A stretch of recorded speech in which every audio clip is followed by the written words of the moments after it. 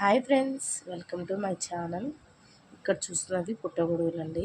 ఇందాకే మా డాడీ తెచ్చాడు. అన్నిటినీ ఒకటికి 4 సార్లు బాగా నీట్గా కడిగి కట్ చేసి కర్రీ కోసం ప్రిపేర్ చేశాను ఫ్రెండ్స్. ఈ గొడుగులు అలా వేస్తున్నాను, అక్కడొకటి తగిలేలా. ఎందుకంటే అన్నీ విచ్చుకున్నాయి ఫ్రెండ్స్. విచ్చుకున్న వాటి వల్ల ఇబ్బంది అవుతుంది. అందుకోసం ఒకటి అట్లా ఉంటే టేస్ట్ బాగుంటుంది. మేము రొట్టెలోకి ఎక్కువ తింటాం ఫ్రెండ్స్. రొట్టెలోకి గొడుగు పడితే టేస్ట్ సూపర్గా ఉంటుంది ఫ్రెండ్స్. ఇవన్నీ ఇచ్చేయండి ఫ్రెండ్స్. అలాగే ఇవన్నీ మోర్జలు అంటాం వీటిని మేము.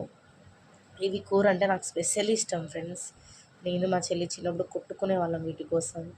నాకు కావాలని ఇవి ఇక్కడ దాకా కట్ చేసి కర్రీ చేసేవాళ్ళం. ఇవి ఎక్కువ ఉన్నాయి కాబట్టి ఈ రోజుకి కర్రీ చేస్తున్నాం. నేను కర్రీ చేసి మా చెల్లికి ఊరికి పంపించాలి ఫ్రెండ్స్. మా నాన్న తీసుకెళ్తా అన్నారు.